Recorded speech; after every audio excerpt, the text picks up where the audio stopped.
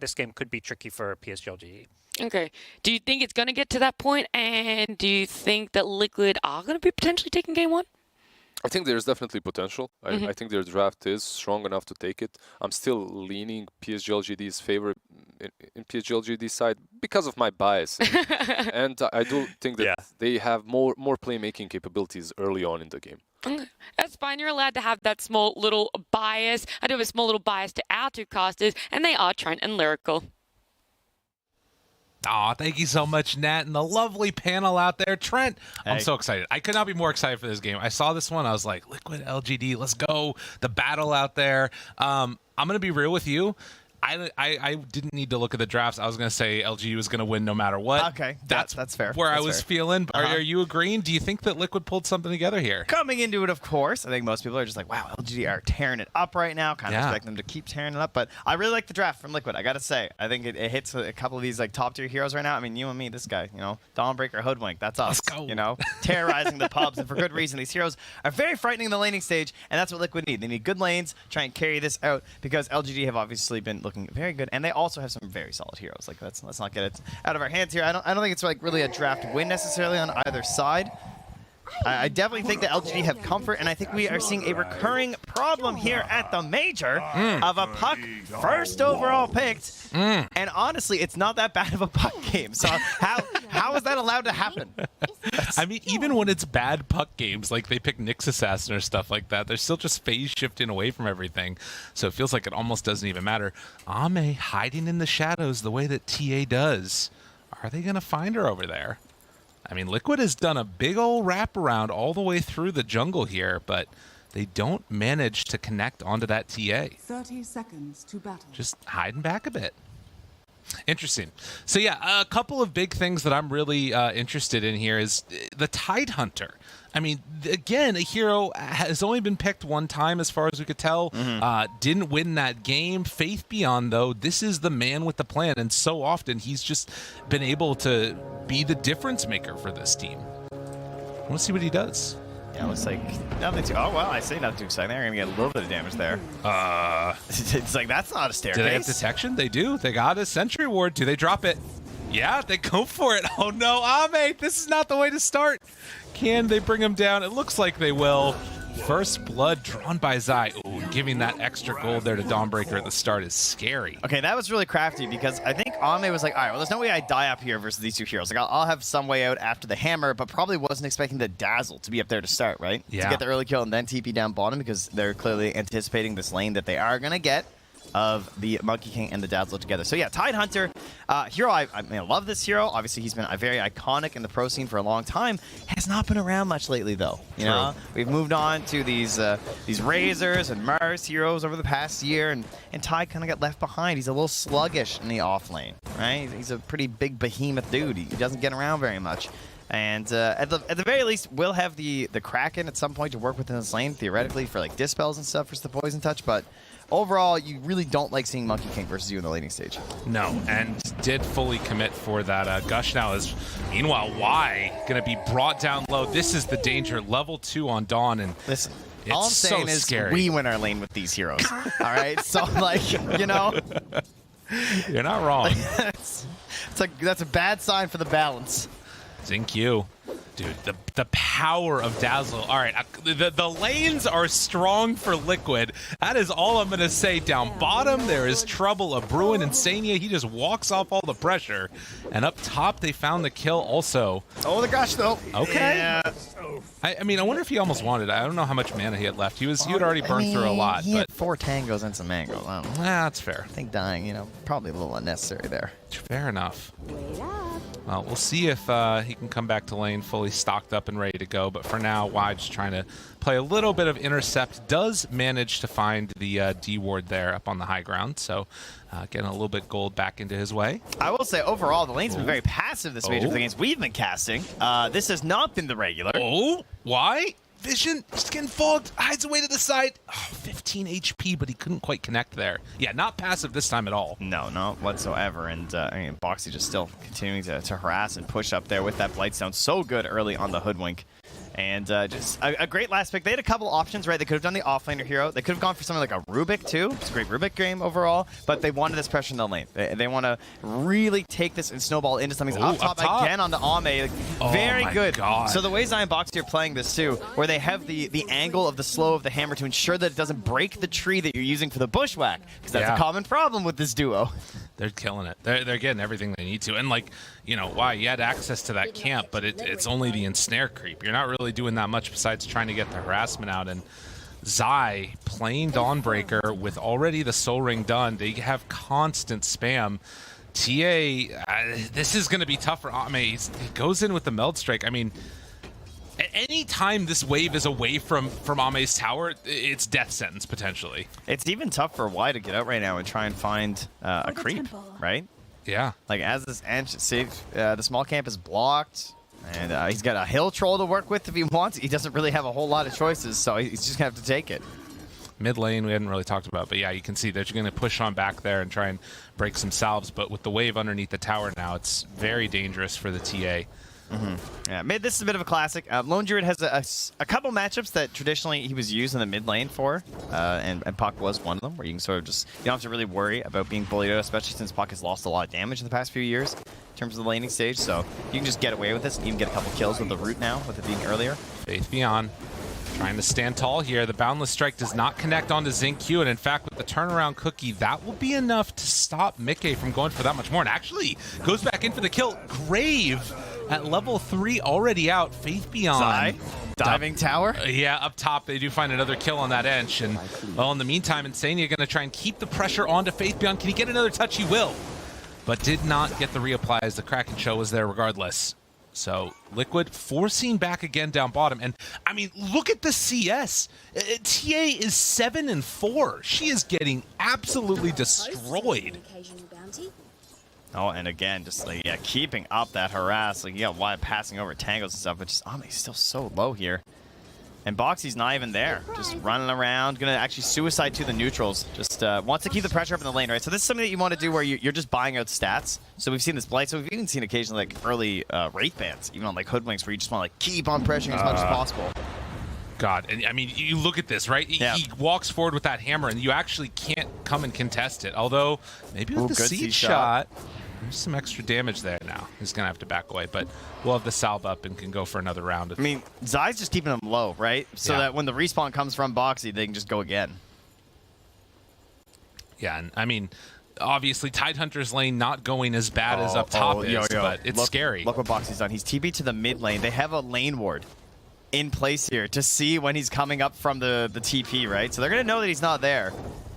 Okay. I might have everyone else kind of wondering a little bit. He's using that ward to get up into that dire part of the jungle. Nothing to say, lays down one of his own. Yeah, and with level 6 now on the Puck, there is some danger for a turnaround if they decide to dive under that tower again. Yeah, now they see him. But they get it. A little bit of a bushwhack there, nothing to say. A root, first hit there, forced to drop it, and actually the cookie onto the creep to stun the bear. But very close to some dangerous stuff going on, and why making the rotation over as well as Zinq. It's 6 minutes, baby. Everybody in the mid lane. 6 minutes means 6 heroes. That has been the theme so far. Oh, it's going to be bottom. Oh, and Sandy gets a lovely regen rune for himself. Right. Yeah, and again, because you've got Dawnbreaker, Monkey King, when Liquid make those rotations, they can stay in the lane. Ame's walking home. Yeah. Ame's level 4 and Zai is level 6. This is not a fair matchup here at all. He just can't stay. I mean, yeah, TA's game is catastrophic at the moment.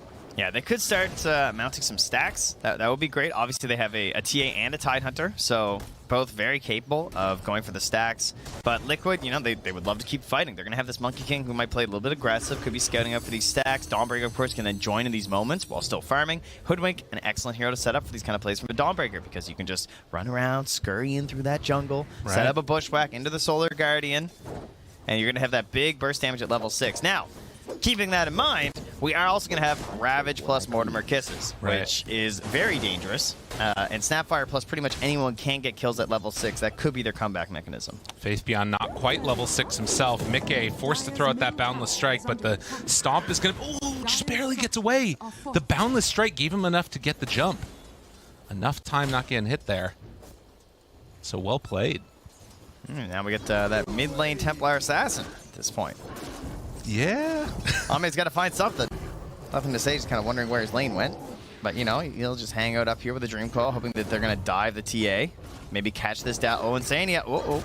Yeah, gotta be careful. I mean, to be honest, though, getting that extra little couple of free hits onto the tower, if they could lose that pretty soon here, yeah, they know he's lurking, position. as you can see. Radiant's bottom tower is under attack. And obviously, the laning stage has been superb from Liquid. Everything that they could have wanted. And in fact, gonna maybe take down Xingqiu here, as well as they do have the Starbreaker. No follow-up, though. Wow, impressive. There's not many heroes that could have survived in a situation like that. Dire's top tower is Zai under level 7, yeah, 4 points in that hammer. Are scanning. Ame finds a DD rune, will take that to the jungle. Oh, those Ancients are stacked. It's go time. Yeah, he needs this recovery. I think that this has got to be one of the moments where you just take some me time. And only 1 point in the side blades, but It the hurts. TD, gotta get it. God, can he even do this? I don't know if he can. Team?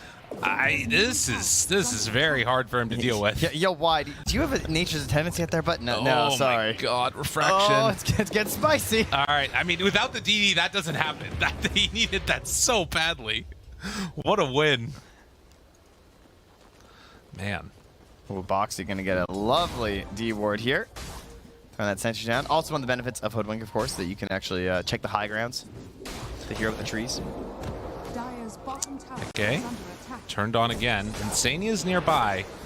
We'll throw out a little bit of a poison touch in the back off, but Ravage is available, so have to be careful about any overextensions that come out from Liquid. In the meantime, though, Xingqiu, I think, is also getting relatively close. Level 5.5, so almost there, but Matumba Man's already taken the tower. Yeah, he is looking mighty huge, only behind Zai at this point in the game. So just great decision to make this the core Dawnbreaker this game. It saw an opportunity with the lanes where there wasn't really going to be a setup that she was going to do poorly, and obviously she's already a very strong laner, but when you can really bully and push out that opponent, that's what you love to see. So going to take down that tier 1 tower and going to head down bottom. So you're going to have Zai sort of playing in this this Ravage zone. God, yeah, and he's just doing whatever he wants. Very interesting. Yeah, is Tiger really, or Insania really going to live here? No, he's dead. A chase down is there. Did have to use the Ravage, though? No. So that's going to be a big win. LGD getting on the board a little bit and much needed. What is this? Insania advertising for Tiger's Insta. We got MSS as SVG in his tag. All right, guys, relax. Listen, it's the love. You got to have some love. But I think that, you know, the last couple of minutes, you see this 3,000 gold lead at 10 minutes. The strength that we are hoping to see from LG is going to come out from those ultis, but I'm wondering if they're going to be too far in the tank where it might not even end up mattering. There's also an issue with the cooldowns, which is something that Liquid don't necessarily have to worry about. Cookie in. Grave is there. Looking for a turn. Going to Solar Guardian away, but no, they dropped the Ravage for it. And that is worth, I got to imagine, Faith Beyond. Finding that kill onto Zai Insania. Gonna drop down next is... Wait, they actually just dropped everything. Okay, never mind. They kill Faith Beyond. Xingqiu, maybe a bit too far forward as Matumba Man the Bear shows up, but the enchant slows down enough where he can't find a route. And Insania also going down to the burn from those kisses. Almost survived, but the last little DOTs to take him down. So the interesting part of putting the Dawnbreaker down bottom is that typically with these Dawnbreakers, what we like to see is the hero hitting creeps and just waiting for the your allies to be gone on, obviously. So Solar Guardian. It's much more difficult when you're in this like dead lane scenario, which has kind of happened here. Like they sort of know this is where LGD wants to apply the pressure, and putting Zaya as the face there takes away a lot of the benefits of the Dawnbreaker. Yeah. So I feel like that might have been a bit of a mistake. Obviously, that just must come down to that they wanted to do that because they were more invested in getting some value on Mickey at the moment, giving him a safer place to farm.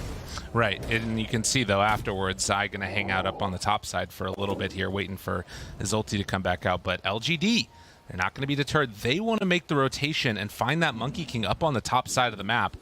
Mickey, will he be found out, though? Smoke will break in a second here. We'll see if they can quite connect. It's not an easy kill. And a jump. This would be the moment. Yeah, he knows. That's he going knows. to give it away. Good job by Mickey. Yeah, no kisses there to combo even with the coil, so would have been a bit rough. And the constant, steady stream of right clicks into a tower, although Boxy goes for the sharpshooter, just letting him know, Faith Beyond, that he's got your number. Yeah, forced the TP from the puck. Didn't end up completing it, but that means that no rotation possible, nothing to say now. Oh, he caught him. He didn't think he was going to get him there, and now in a little bit of trouble with the Solar Guardian turn. Okay, maybe this is not going to go so well. Here, there, but I'm looking at him like there's no snap. Like this monkey's not dead. Yeah. I wonder if that was planned the whole time. I don't know if Snap showed on a wave or something there, but that was pretty cool. Yeah, I think they saw his NQ down bottom when he went for that play onto Faith Beyond side. Oh, and I love this. The Orchid getting picked up for Dawnbreaker. You talked about what's the answer for Puck. Yeah. Just buy an answer. And there it is. Instantly silenced up there and gone. Damn. And now you're going to force that that bad itemization of a Puck, right? And instantly shift gives. He had boots of travel. He's all psyched up. He's like, yeah. Oh, I'm going to get bots on my Puck. It's going to be awesome. And Yules. Yeah. Like, oh, man. He knows what he needs to do. So much my Boxy, fun game. in the meantime, doesn't even need the scurry, but he got the really cool sharpshooter to get away there from the Tidehunter. That's pretty nice. And that is the Blink Dagger there as well for Faith Beyond, so they're well aware of that. Finally, getting on the board for LGD, taking this bottom tier 1 tower. Now, we always knew that if LGD was going to win this game, it was going to be around the big ultis, making sure that they don't lose too much when the cooldowns are low. And they're still keeping this lead like around the same area, but I feel like Liquid have that potential to try and sort of choke them out of the map and really close in on places where LGD can farm. But at least for now, they haven't been able to do that completely. Things could certainly be worse for LGD. Only being 2K down at this point, I feel like you'll almost kind of take that. Like the fact that we're actually just surpassing Ame managing to hop over Mickey, very impressive. I mean, he's been a little bit more involved and sort of like off the map a bit for Mickey and applying to these more dangerous waves, but still, Ame is keeping up the pace. Definitely going to be nothing to say who's going to have the hardest time, right? I feel like he's going to become the third core very quickly. Tidehunter is a greedier offlaner. He likes to have more gold and get these bigger items on the earlier end of the game. And with the Orchid being there for nothing to say and trying to target him down, it's going to be very difficult for him to keep accelerating. No, they aren't going to go there. There's always that danger that if you find the first stun, it's going to turn into something really bad afterwards. Smoke up now with 3. Matumba Man finishing Deso. You got to imagine if they can win a fight here into Roche or taking one of those tier 2 towers. And for now, they find one. This is the Diffusal Blade reveal, and there's just no answer. No. Hoodwink is so good at just like instantly shutting down those fights too, right? That big burst. Yeah, imagine. Looking for more there. Matumba Man almost got him. Yeah, the Hoodwink chase potential is unreal. Right back to that mid wave, and as I said, they can just start thinking about those objectives. To me, the big objective would probably be just top, right? Okay. You want to control that whole area. You can see the circle now from Ame just saying, like, we need to figure this whole area out. And the question is, can you take down LGD if they want to come fight you with the Roche? I feel like, well, this looks... This is far, though. The Ravage, the turn. Do they have enough to kill him? Silo dead. They got a bit too greedy. They will clean up Q, but why? Now also in some trouble. And the Bushwhack. Faith Beyond. He thought he could take this fight, but it won't happen.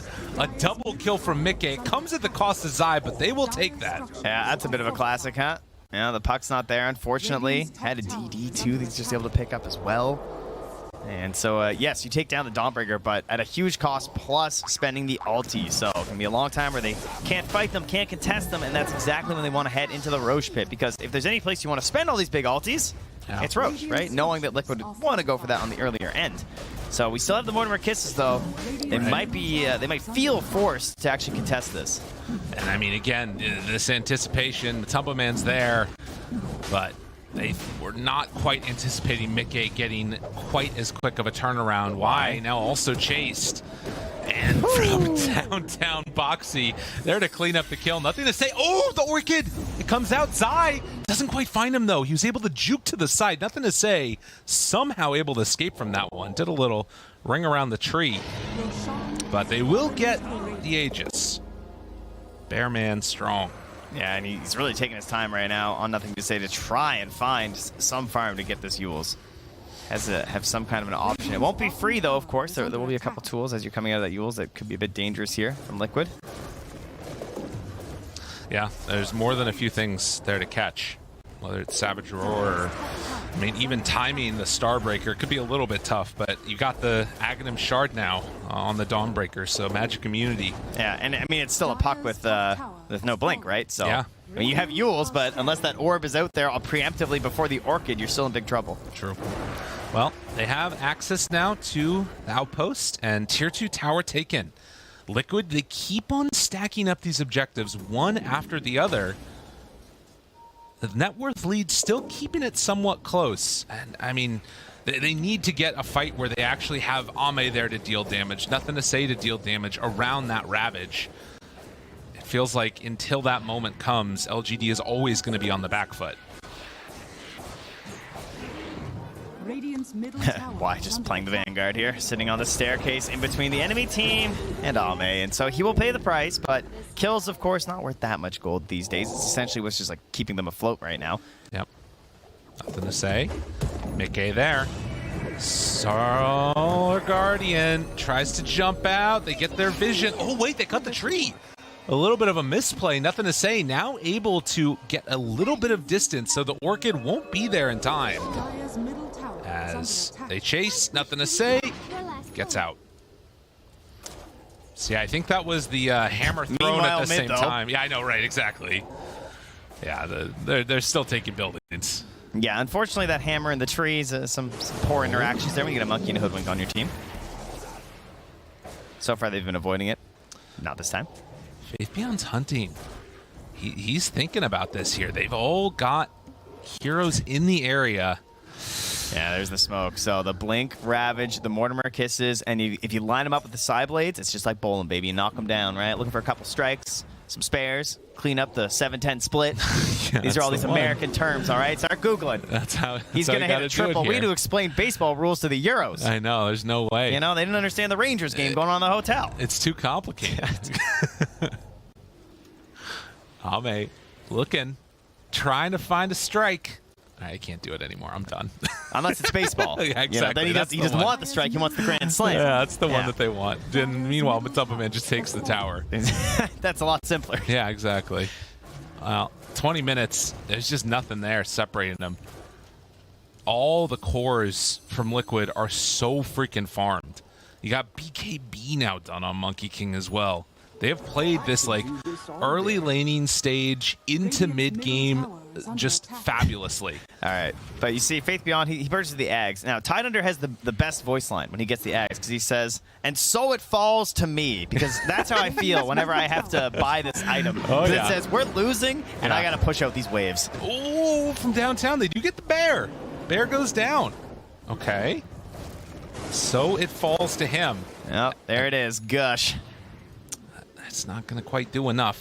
I mean, that is one thing. They've got spectacular high ground defense. They've got good ways to push out the creep waves. Nothing to say.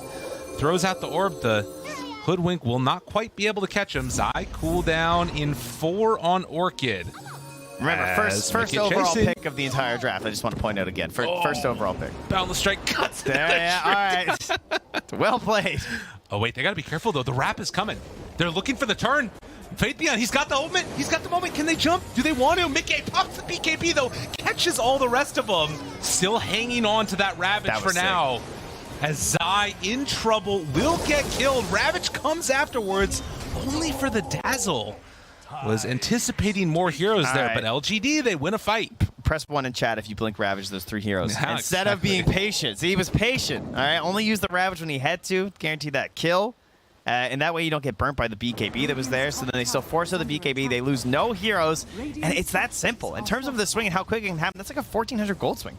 Right? They're cutting that lead in half. They look what happened. They quickly move to the objective with the damage they have from this Templar Assassin. The big question, though, is now with Ravage on cooldown, how much can Liquid get? How far do they want to try and push the sort of tactical advantage they're going to have here? But wait, Matu. He doesn't have the Sages in at 8 the seconds. same time, the timing of this, oh, Matumpa, man, a bit too greedy, turns into true form. And they're not TPing. No one else is coming. Okay, They don't all have right. coil. All right. We'll relax. We'll relax. I was getting a little bit dicey there, a little afraid. But yeah, getting into the AC next here for Liquid. Yeah, this next Aegis is going to be the one where I feel like LGD have to be able to contest and take it away. Now they're looking for that fight intro with the Solar Guardian. Gonna start it off, get the TP. Who's the first grab? Mickey does have a couple seconds left on BKB, and there it is. Cookie afterwards, stun onto two. Solar Guardian, the chase and the kill. Q in some trouble, will get brought down. So both supports eating dirt, while all the lanes get shoved out by the other heroes of LGD. That was almost an excellent TP, just saying. That was really good. Close. They were out of stuns. They were not out of damage, though. No, they do still have quite a bit of that, it turns out here. But Liquid, you know, I'm sure they're feeling a little bit of this pressure of just like, man, you know, obviously they can't see the net worth and how close it's been this whole time. Right. But it's, you know, they're still keeping pace pretty well on LGD. But like you were just saying before this fight started, the next Roche. It's certainly going to be a big thing here. That shard will be coming out. They're going to have that confidence to head towards the high ground. It was right there. That was his moment. And then it's all going to come down to, is Ravage there? And when is that perfect moment to use it? And what's the counter to Ravage? The BKBs. Right. Well, and I would say that, like, the thing that you're talking about of you know, the not necessarily, obviously, being fully aware of what the net worth difference is, but if nothing else, it's annoying to have to chase these heroes around the map one after the other. You know, sometimes you pick them off, sometimes, like we just saw there with Nothing to Say, you don't quite connect onto it. But if they can actually find that fight and Liquid can force it by getting Roche, by getting, you know, a tier 3 tower or something, that's when they start to feel really good. Luckily, they play in the same region as Tundra, so they are mentally steeled versus this constant running around the trees. We do have Blink, Ravage ready to go. 5 heroes grouped together. Now there are BKBs and the scan connects, so Liquid know this is coming. And Zai there to break it right at the start. Nice. Pops BKB. So unbelievably ready for that one. Now going through onto Ame, but look at the damage out onto him. Nothing to say, and the Ravage comes out afterwards. Is it going to be enough? They take down 2. Insania already dead. Matumba Man's in trouble. Oh, Mickey, he needs to do this one pretty much all on his own. He turns one onto another. They find the Hoodwink stun. LGD, do they have enough? Mickey living through it. The Yule Scepter lift up to break the lifesteal. And now the turn, the kill. LGD, how do they keep doing it? Oh, just so well done. And it's set up perfectly with the Yules for the cookie after. Guarantee the fine finish on that fight. And it starts out kind of good because, like, sure, you get the BKB off as they're jumping, but they didn't commit anything too huge, right? Just a little poke and prod there from Nothing to Say. And just what we were sort of talking about, this idea of just setting it all up with the Ravage, right? After that Ravage, you had Matsu as well as Insania perfectly lined up, and Ame is just slicing and dicing like the Slap Chop infomercial down in the cafeteria in the morning. He could have been up there, I know. selling products. Jeez.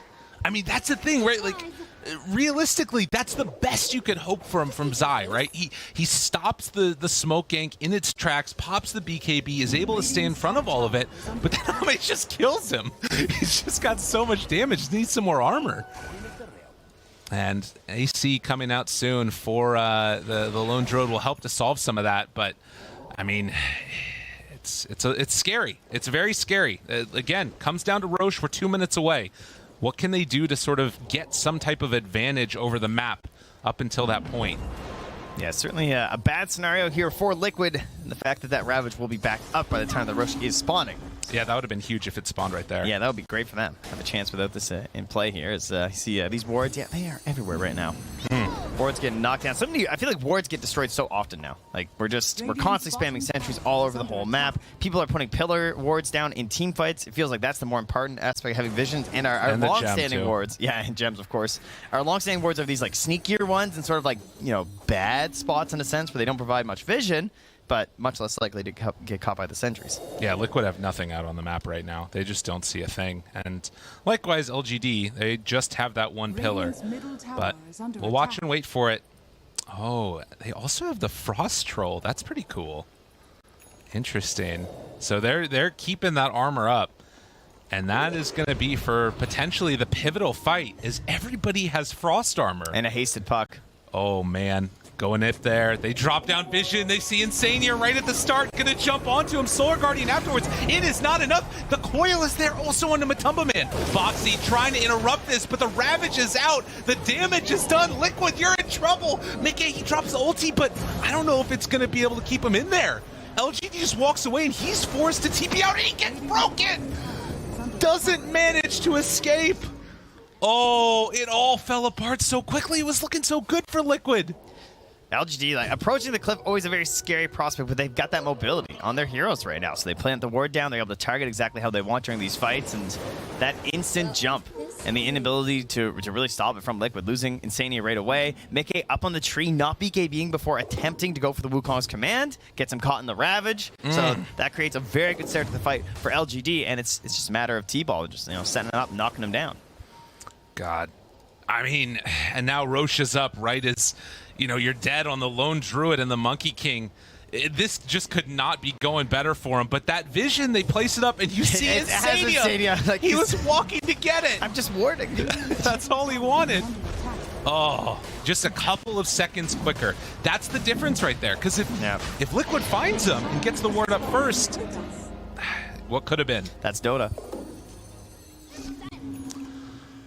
We got a Aegis, we have Shard on the TA, we have our Shard on our Snapfire as well, of course, with those stuns being thrown up. I think they're the only two that have sharded up so far here. That's not a word we should be using. Sharded. There you go, good job. Save that for the all over the map. The Jenkins Suns Fancast. I'm just trying to give the people what they want, all right? I understand them. 17-14. They said, oh, please, more sports references from North America. Absolutely. Oh, they got him. This is what Liquid need right here. Oh, yeah. Now they're on the power play. That was it's a 5-on-4. That's a good, very good stun. That's 2 minutes. Yeah, 2 minutes gone. For roughing. Oh, look at the mangoes. Oh, that's pretty nifty. It's the shovel action. It's that Lone Druid, he's a little fruit stand. He's got lots of slots. He's like, Wraith Bands? No, that's not cool. I want the consumables. Man, but look at that. Win probability, 81%. Look at how high it was. I think it was that far up for Liquid. 5 towers, and it just didn't matter. But they're not willing to give up without a fight. And they are wrapping right now. This is a good angle. They find Ame right at the start, able to get that stun. Do they have enough to bring down Ame? Bash caught. Is it going to be enough for the kill? A miss on the sharpshooter, but still, they take down the Aegis. How isolated, though, is he on the re-up? He's got to be careful. They do have Faith Beyond coming in from the side. They're trying to zone him out with Matumba Man, but BKB ravages out. Will they be able to keep him alive? It doesn't look like it. It was a big attempt for a save from LGD, but it's not good enough. Can they find more? Why? Trying to run away. The Orchid is there. On the other angle, they catch and kill the Snapfire. So LGD losing 3 in the last couple of minutes. Faith Beyond. And they got him too. Do they have enough afterwards? Zai chasing. It's getting a little bit back and forth here as Y is also being chased down. They're just running around the whole map. They will get the slowdown there, but the coil comes out. Now the Boundless Strike trying to run in after him. Can't quite connect to the Enchantress, who just sprinks his way away. Yeah, I'm sure a little bit frustrating that you can't get an extra kill there, but you get a couple after taking down the Aegis. Moving forward now, Matu running straight down that mid lane. Oh, and 40 seconds with no TA, no buyback either. Do they want to try and take this building? I mean, they'll take it quickly. That is the benefit of the Liquid lineup. You win a fight, you're taking objectives. Grab that glyph there as well, so that's going to get burnt here. Good blink away. AK not able to hit with the stun. They know that there's no Ravage. Cooldowns down, and Liquid take advantage. So this fight for them now has given them much better map control at this point. Going to help them out quite a bit. They managed to take the outpost. They've also now farmed up that halberd here. So potential to really ruin the fights here for Ame, especially catching before that BKB pops out. Things looking a little bit more hopeful here for the Liquid fans now. Yeah, I mean, this is the most I've seen Dota Buff, or Dota Plus swing, rather. Shout out to Dota Buff, helping us out here. It's been all over the place, dude. I mean, it really has. And now we're back up almost towards even again. I mean, that is what's crazy, right? Is that with this type of a lineup, I mean, you very much can swing just off of 1 or 2 misclicks, one ward placed down before another, and suddenly, if you win a fight, particularly without buyback on LGD's side, the game will just be over. I feel like Nothing to Say is really going to be roaring back into this game, though, Yeah. He got slowed down by that Orchid, but after the Yule's been looking really strong, And again, we're now back to this idea that they don't really have the best overall control for the hero. And as these BKBs start to wear down, it's going to become more relevant. And of course, later in the game, once he gets 25, which isn't, I say later in the game, he's not that far off at this point. He's already level 22. Yeah. So still something to be concerned about. And then we're going to have the humongous upgrade of the refresher on Faith Beyond. Surely the next like massive increase for LGD in this match. When you get that up, I mean, then you sort of got an answer for the BKBs in a way. You can sort of hit that second round as long as they can survive through the first iteration of BKB damage that's coming out. But where do we go next? BKB done for Zai on top of that halberd, like you're talking about, a lot of utility, and hit the luminosity, one less hit for the crit. Yeah, of course, and that like healing your allies, of course, just like, increasing that possibility. It's really great. Yeah. Nothing to say. Where does he decide to go next? As they do have some little vision out there with the traps. Liquid also maintaining pretty good area around their side lanes. But for now, at least, we're just waiting for that next Roche, it looks like, unless there's going to be some type of a smoke around another big item. But it doesn't really feel like it. Basher done too. Yeah, and it's really tough for Liquid to gain map control in these situations when it's 5v5 because of the puck. Because like, you're just so fast at killing these waves and getting back to your team, especially with the build. Well, LGD heading out now. Nothing Who are they going to find? Breaks smoke, backs out. Faith Beyond did too, and they don't like it. Yeah, it's just a bad situation. Like, you get the vision, you don't want to like blind jump up there as the puck. Don't want to be forced to Yules up on the high ground like that. Yeah, they're going to ward around their triangle instead. So it is a really good time for them to fight, though, because if they take a fight and it's the earliest spawn on Roche, they'll still have Ravage back. So I think that's why LGD are sort of going for this right now. yeah, and of course, getting closer to that refresher, but still wants to save for buyback. We'll send out a couple of illusions to scout the way. Still very far away from that one. And yeah, I mean, for Liquid's point of view, I mean, I'm not even sure what the circumstances are that they want to take a fight. Like, their initiation is very odd. It depends a lot, I guess, upon Hoodwink being able to catch somebody who's, you know, pushing one of these side lanes or something. I do think this is one of those games where the Wukong's 25, I say this every game, but I do think it's one of the best talents in existence. Like, TA obviously also very good with the refraction instances that she does have, but that Wukong is so hard to fight into, especially when you're playing with a right clicker like TA, where she's like trying to maneuver around, and this Monkey King's getting very farmed. It's difficult for your allies to actually assist you, you know. The Force Staffs and the Hurricane Pikes are nice. On the original Wukongs, that thing gets upgraded though, it's big, you know. Yeah. It's hard it to gets handle. huge. And, you know, it's to the point right now where one Force Staff was enough to get Ame just about outside of the Wukong's command. A second one won't be that lucky. As you can see that they're going all in for it. LGD, no half measures. They have They're the all in on refresher Monkey done. too. There's no buyback right now on Mickey. It's scary stuff. He needs to get that BKB off. Abyssal Blade done. Same Get some thing vision. for Matu as well. Up on the high ground, Liquid, they're being wrapped on. They smoke themselves, walk up. Matumba Man, front and center, Ravage down, round one. BKB out, Faith Beyond pops for pressure, gets a second one. Is it going to be enough, though? No, the save, it's not there. Matumba Man dead 80 seconds, but they find Ame. This is pretty good. Mickey connection killed, and no buyback on Ame. Mickey, able to get out of the tree right before things went south. There is going to be a coil, leashed up, turns to try and survive through this, but the grave is there, the heal is there, and nothing to say. He's gone. Double for Zai. They keep finding more, and Liquid, this is the fight that they needed. Well, whether you're getting hunted or not, you can always buy back on Dazzle. So Insane gets back in for the save. Oh, and they find now onto Y. Cookie comes out, but it won't be enough to save that inch. And 3 dead. They do tick into buyback now on Ame. Oh, look at that Roche timer, though. Oh my god, 2 minutes and 40 seconds. The pain. Yeah, they will not be rewarded with any Roche benefits here, but what do we got? We got Snap and we got Tide, so we can gush out this wave a little bit. Yeah, they're going to have to buy back on at least one, so the puck coming back in. And he ticked into buyback on TA, too. Yeah. So, okay, we're good. Yeah, they're going to get one buyback out of the puck, but the not getting Roche definitely hurts. Well, what a strange way for that fight to go, too, because it looked so strong for LGD, both by their positioning and the opening salvos of the Ravage, but Mickey actually got double Ravage sitting on top of a tree without BKBing, and Ame walked right next to him. He didn't even realize. He walked into the tree and abyssed him. Feels bad. And then he just got comboed down with the help of Zai. Radiant's bottom tower is under Well, the lane's going to be in, again, slightly better position. Got to push this one out here down bottom. But it means that there's going to be everything back up again. Refresher, Ravage, it's all going to be ready by the time we get this next Roche fight. That being said, the net worth lead definitely has been brought down a little bit. And of course, the big kill there onto the puck means there was a buyback used for him. So buyback for Dazzle, buyback for Puck, not available for the Roche fight. And although he has the Yules for the defensive item, he does not have a choice versus this Abyssal Blade. Yeah. That is rather scary. And they, of course, have the Chainstone to keep that going. And soon we'll be up to 25 on that Dawnbreaker, seeing a lot of the double Starbreaker. Oh, it's so good. Very good at pickoffs in the late game, just to help for the chain stun. Yeah, it's so much damage. Radiant are scanning. Depending on how you time it, you think you can get 3 of the Luminosity procs too. It's not bad. Not bad at all.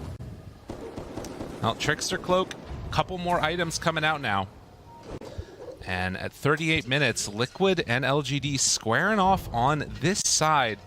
I mean, LGD don't know the timing, Tumba Man.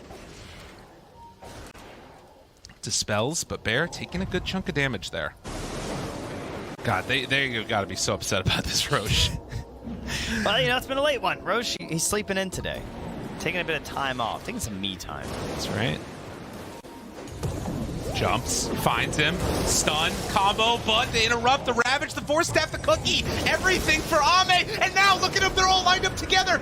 Ame down on the low ground, the Cookies come through. It's terrible for Liquid, Mickey in trouble, he's gonna fall. Zai also starting to drop, all the save in the world, and it was everything they needed. 5 for nothing.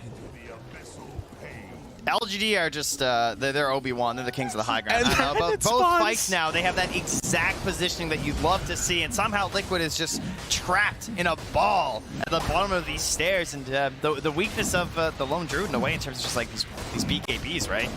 Not wanting to pop into it yet. Still purchasing one again on the hero now. And he just got wrecked by Faith Beyond. Even though like his allies BKB'd early, right? Feels like Matu's really struggling to get a lot of damage out in these fights. God, I mean, you take a look at this again, and Ame is the damage, I mean, right? and the saves too, right? Like, yes. He gets gone on like this, the Ravage initially. Even they're just trying to wail into him, but Matu just stuck, and again, Ravaged again. Yeah. Oh, And then man. forced it. What an angle, too. I think it was probably his own Hurricane Bike at that point, but still. He just Beautiful gets pushed stuff. all around. And that's something where like we constantly get these situations in the late game where you see Enchantress and you're just like, oh yeah, right, the hero's back, right? It's got this sort of a parabolic relationship in Dota where it's like really, really strong at the first with the creeps, and then your mid game can be kind of weird sometimes, but then late game, you get a little bit of space. You're just heaving this pure damage and cutting right through all these defensive options. God, and just like that, that's all it takes, and they have lost 2 lanes of racks now. Obviously, Liquid don't want to buy back with the, respawns this close, so goodness gracious. Trent, that one was rough. I mean, this is the thing, right? Is that when you have this sort of one hero that you have to focus on, Ame is all of that damage. If you don't get the kill, if there are saves there, you're going to be balled up, you're going to be grouped together. You've got 3 melee cores. Yeah, they're struggling to get this sort of like a Puck-esque hero, right? The Spirit who can cut to the backline, because are we ever initiating on the Ench or the Snap? Not really, right? It feels like we're just like brute forcing these engagements right now when it comes to how Liquid's doing it. And so they're not able to finesse themselves into catching one of these saves early on. Right. But they also maybe don't want to burn their BKBs trying to kill an Ench or a Snapfire when after that you're going to get ravaged, right? So it's a very difficult dilemma for them in these engagements, and unfortunately they have not yet found a solution. No, they're I mean, the solution is they need Puck. Apparently that hero's still pretty good, or something else along those lines. But I think the bigger issue is just that this draft was not supposed to get to this point for Liquid, and LGD did a fabulous job of shutting down that early momentum. You looked at how much damage was coming out to those towers. They had 5 towers down when I think LGD only had 1. and it just didn't matter. And now we're seeing there are a couple of 25s that have come out. We saw just a second ago the Refraction instances, Pierce's spell immunity, but also Mickey has that outer ring. So all is not lost, but it's pretty grim for Liquid. Yeah. They're going to be able to hold on for now, at least. It is difficult for LGD to go high ground. I don't imagine they're going to force unless they see a really prime opportunity. That is certainly the truth. Especially versus that massive Wukong's command, because he's going to want the refresher. This is a pretty common build at this point with the Monkey Kings, right? They want to get that humongous ulti twice. I mean, you look at Nothing to Say, he's got over 400 last hits in this game, and not many of those are jungle. Now, this guy has just been catching these waves non-stop this game and forcing these positions onto Liquid. He's been doing a great job and not getting caught that often against heroes that would be. But the Ravage in interrupting it. They get round 2. The damage is there. They buy back on both. This could be a bad fight if they can make it work. But can they keep LGD stuck here? LGD just back out. There's no catch. There's nothing. Damn. They're going to have to smoke out after this one, I'm sure. Right? Yeah. The Ravages are down. They know they have to go for something at this point. You've got to make something happen. I don't think you're going to wait for another moment here. But that was a good start because they managed to get the Ravages came out while there was a Bushwhack still on the TA. So at the very least, like, she couldn't instantly capitalize on it. But unfortunately, they obviously weren't able to get any of the BKBs off there. At least not right away. And they do have the Refresher Shard now passed over to the Tide. So they're ready for another round of Ravage. And he got the level 25 1-second stun. So if they go up there, it's not free. It's a big old wraparound coming here. They've got one ward still above the Roche. LGD are so ready for this. They saw this coming yesterday. They knew this wraparound was coming from a while ago. Nothing to say. Can they catch him? Hunting. Hoping to find him. They got so much vision up here. Look at these traps. What is this? They're ready. And now Creepwave coming into the base. LGD, they're ready to walk forward. Nature's attendance. And then run in. Dude, they know exactly where they are. Oh, LGD, they were prepared. A good bushwhack, but the chase is there. Run forward, stun out, refresher. There's the Ravage onto both. And with that, Matama Man going to drop. Mickey, can he salvage this? Goes for a couple more punches onto Xingqiu. The disarm, the chase. Good damage onto him. But TA just clapping away. And with that, it's going to be PGL.GD. Perseverance, like tenacity. Give me a word, because they were able to go through the hardest early game that I've ever seen. High ground. High ground. That's fair. Every good fight, you know, they're starting in an excellent position. Could go with puck as well. Clearing waves. There's quite a few terms and ways they're able to take the W here for LGD. I had to make sure the panel was still there, you know. Oh, they're chilling. They're ready. There, don't worry. God, yeah, that was, I mean, think about how, like, Ame was level 4 walking back to base when Dawnbreaker was level 6. Yeah, that hurts. That hurts for the Liquid fans in hindsight as to how well this game started. But I think really the key to me was trying to enable Matu in the fights. That felt pretty rough these games. Like, yeah. There are these, several games, actually. He's really good hitting the towers on that bear, but it felt like they had just really good ideas for controlling the bear. We saw that that double pick in the second phase of the Tidehunter and the Snap. Excellent, right? Yeah. Really shut down the lone druid. You got the minus arm to help cut through the hero, especially in combination with the Templar Assassin. Right. And then in terms of just like stunning the bear, because you don't want to get that BKB that early, and couldn't really perform in the fights. Yeah, maybe we're going to see some more of those Force Staffs too, all over the place. But for now, we're going to head back to the panel, let them break down all the action from that game number 1. Yes, we are here. Trent, don't worry. We were always here. We were watching that game intently, ready to break it down with Gods and Lizard. I don't know why I keep saying your name like that, by the way. I'm like, Lizard. You're just hype. It's just hype. I was just Let's hype. go. Yeah, hype me up a little bit. All right. I will give you the floor to be hyped up then. Let's talk about those lanes. Lyrical said it was probably the best early game Liquid were ever really going to get against LGD. And they looked great. Like, why did these lanes go so well for them? And all the Liquid fans were hyped. But yeah, sadly for them, it didn't really transform into a W. This laning stage was good from Team Liquid, and when you think about it, their heroes should do well. Like you have the Lone Druid versus the Puck, you have your Monkey King versus the Tidehunter matchup. Your lanes need to go well, but you also need to kind of break PSG.LGD post laning stage in order to really take the game. it looked like they were almost there, like they were almost about to break, but Yeah. just not quite.